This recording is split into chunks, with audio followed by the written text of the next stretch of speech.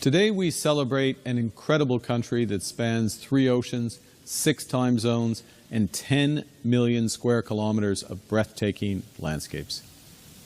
A nation of monumental scale and diversity, built and bound by a great conviction that we are strongest when we're united. A conviction that was declared in 1867 when 4 colonies became one country, betting that together they could build something greater than the sum of their parts. A conviction that was laid down in steel in 1885 when we built a national railway linking east to west. Political malpractice. That's the exact phrase a senior U.S. trade official used to describe how Mark Carney has handled trade talks with Washington. And on July 1st, 2026, the actual deadline written into the USMCA agreement itself, the United States did something it has never done before. It walked away from a clean renewal, not a delay, not a technicality. A formal decision to move to year-by-year reviews instead of locking Canada, Mexico, and the U.S. into another 16 years of guaranteed trade terms. If you're a Canadian business owner, an auto worker, a steel worker, or just someone who buys groceries on either side of the border, this decision affects you whether you noticed it happening or not. Today, we're breaking down exactly what happened, why it happened, and why Mark Carney's approach may have made it worse. Stick around, because by the end of this video, you'll understand this trade fight better than most people covering it. Let's start with the mechanics, because almost nobody explained this properly when it happened. Back in 2020, the USMCA replaced NAFTA. But buried inside Article 34.7 of that agreement is something unusual for a trade deal, a built-in sunset clause. Every trade agreement eventually needs updating, so the negotiators, including officials from the first Trump administration, wrote in a mandatory 6-year checkup. On the 6th anniversary of the deal taking effect, all 3 governments have to sit down and formally decide, do we lock this in for another 16 years or not? July 1st, 2026 was that date. 6 years, almost to the day, after USMCA replaced NAFTA. Here's what a clean extension would have looked like. All 3 countries confirm they want to keep going. The deal automatically rolls forward to 2042, and everybody gets 16 years of predictability. That's what businesses on both sides of the border were hoping for. That's not what happened. Mexico and Canada both formally notified their partners that they wanted the full 16-year renewal. The United States said no. To be clear, USMCA doesn't just evaporate. It legally stays in force all the way through 2036, no matter what. But instead of the clean extension, Washington triggered an annual review process.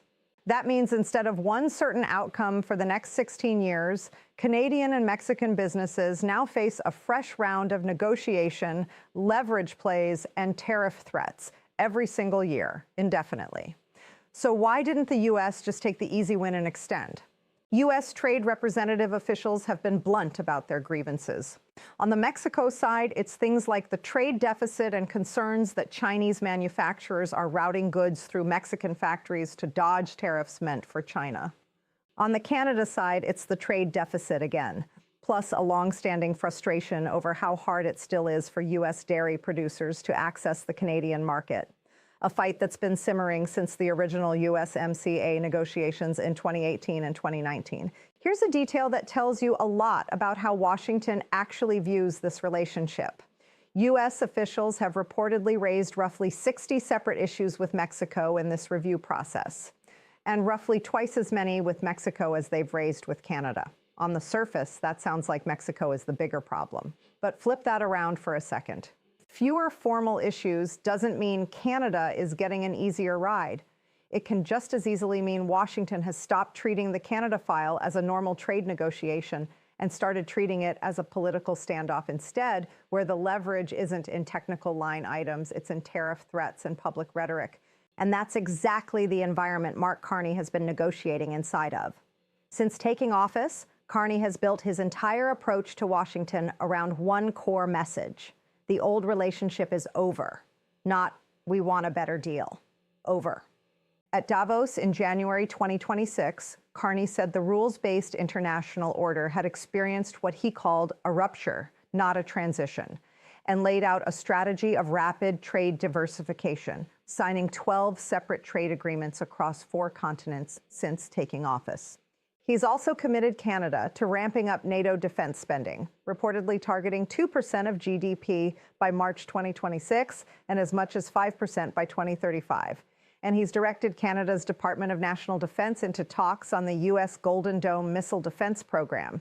Moves widely read as an attempt to buy goodwill with Washington on the security side, while holding a harder line on trade. Now, there's a legitimate strategic case for diversification. No country wants all its economic eggs in one basket, especially after watching tariff threats swing on and off like a light switch over the past 2 years. That's a defensible long-term hedge, and it's worth saying plainly. Carney's supporters would argue this is exactly the moment for it, given how aggressively Washington has talked about Canada, including President Trump's repeated 51st state rhetoric and threats to block Canadian infrastructure projects. But there's a cost to picking a public fight with your largest trading partner while you're mid-negotiation with them.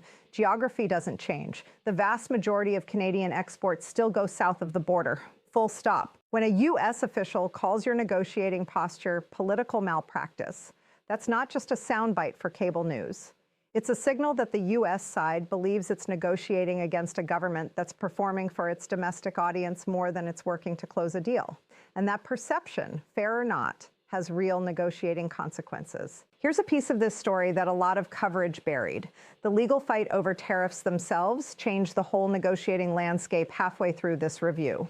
Earlier in 2026, the U.S. Supreme Court struck down the broadest tariff authority the administration had been using, powers claimed under the International Emergency Economic Powers Act, or IEEPA, in a 6-3 ruling that found tariff authority belongs to Congress unless specifically delegated.